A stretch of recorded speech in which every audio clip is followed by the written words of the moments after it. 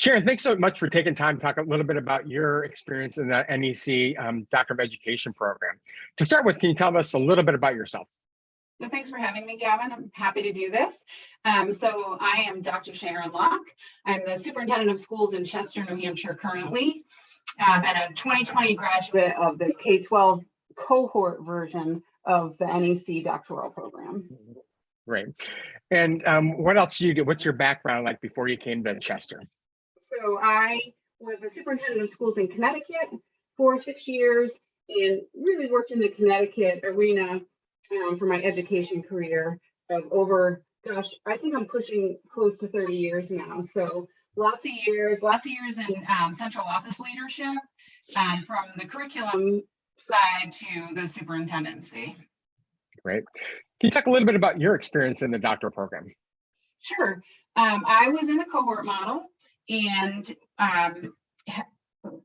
completed my program in 3 years and studied something that was really meaningful to me in my work when I was in Connecticut as a superintendent, and was really appreciative of being able to do that. I valued so much the people in the program and the relationships in the program and really the adaptability of the program. There were moments in my studies where I wanted to push against some of the boundaries of traditional confines of doctoral or dissertation studies, and was really appreciated and honored for that by the staff. I'm still super close with the staff and also teach in the program when I get a chance. So I'm a huge fan of the program and how it really accommodates the learners, and is built on relationships. Yeah. So what would you identify as the key strengths in the program? So one of the things for me as I was reflecting in preparation for this interview was how well the program links theory to practice. And so too often as practitioners, we get stuck in the day-to-day management and don't rely on all the great studies and research and information that's out there about how we actually can do things better so kids learn more. And on the flip side of that, sometimes as practitioners, we think, researchers really focus on researching in a tunnel or a vacuum or an isolation. They isolate a variable and that's what they want to study. So one of the things I really appreciated about the program was the ability to link theory and practice. And I think why the program does that really well, or how it does that really well, is by making the 3-year program start with study and practice all at the same time. So it's not like you're studying and then you do your dissertation. You're learning how to conduct and create your study at the same time you're exploring and studying the complex issues in public education. So I think that model where you come in year one and you're already like drafting chapter 1 of your dissertation is really helpful. And then the other part I think that is intentionally connecting theory and practice is the project. So I think the comprehensive project gives the learner an opportunity to take what they're learning and put it in play in an action research sort of fashion. Yeah. That makes that connection between theory and practice real. So I think the program does a really good job helping make those connections deep. Yeah, you mentioned the cohort model. Talk a little bit about the value of that. So when I did the program, this was pre-pandemic, so 2020, the year that I was to have graduated. So we had the beauty of doing most of our learning online, and then one weekend a month we'd be on campus. And the campus time really solidified relationships and gave me an opportunity to get to know the higher ed folks in addition to the K-12 folks. So, and that was really valuable to me to see the perspective, like, as a practitioner in the K-12 world, I tended to like keep focused there, but having the higher ed perspective was really important. And then, you know, the relationships formed and developed over time, but because the cohort included, the K-12 cohort included folks in all kinds of roles, we were able to build on one another's perspectives.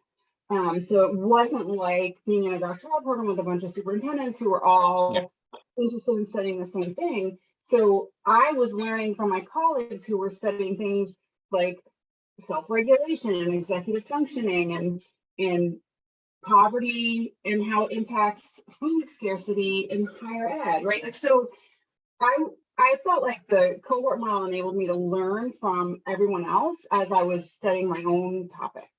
Yeah. And you also mentioned the faculty and staff. So talk a little bit about the faculty in the program.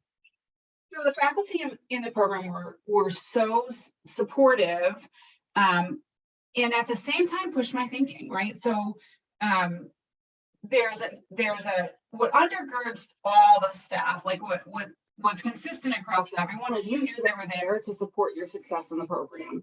Like that was unwavering. So when you come in, it's clear the goal is for you to complete your studies and contribute something meaningfully to your field, right? So not just do a product, but to do something that's meaningful to the field.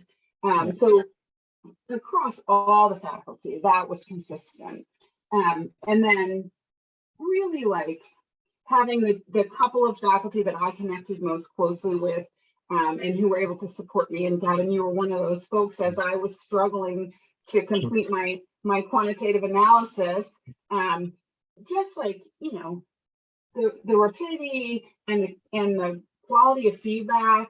And anytime I had a question, faculty was available.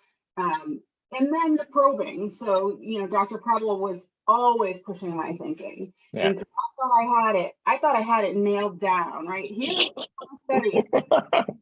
And he literally, well, have you thought of this? And have you thought about that? And what about this?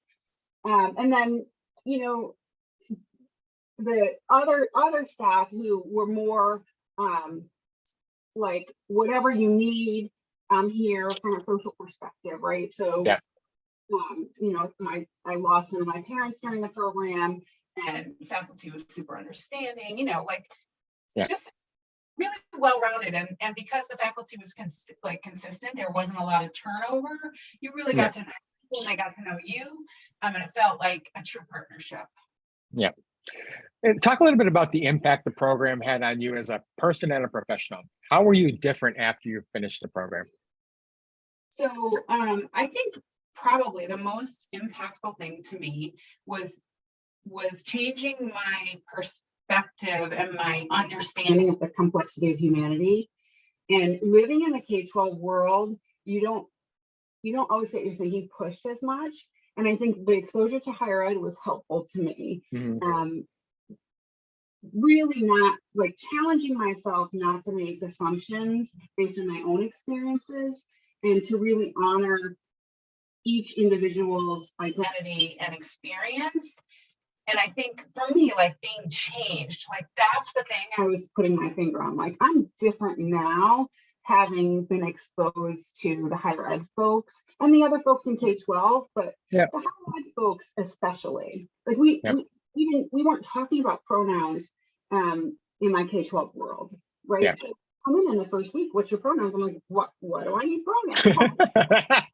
help me understand this, right? Like, and in the 3 years leaving, like with this real, like almost like appreciation, or that's not the right word, but like knowing that I grew as a person and a professional in terms of honoring other people's complex identities.